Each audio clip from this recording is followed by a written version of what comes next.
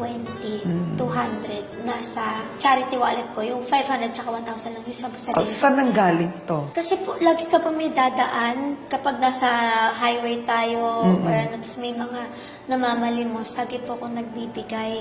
Tapos kasi ang hirap kapag may sarili ako wallet. Tapos, so meron ako nakahanda. Tapos yung charity wallet ko, meron na mga naka-fold, mga 50, 50, 20, 20 para kapag ano, ganyan. Kasi napapressure ako ng sobra kapag malapit na po yung mawala yung stoplight, tapos hindi ko mabibigay. Pero malinaw na alam mo ang pakiramdam nila kasi kinuwento mo dati, galing kayo sa squatters, Yes po. alam mo yung hirap ng buhay noon. Yes po, at saka, kaya minsan malaki din po ako magbigay.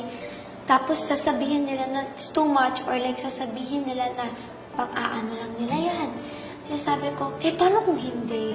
Diba? Paano kung gusto lang talaga nila na may makakain sila? Kung ikaw kaya, sa parang 100 na lalakaran nila na mga sasakyan, sino lang ba yung nagbibigay sa kanila? Minsan nga wala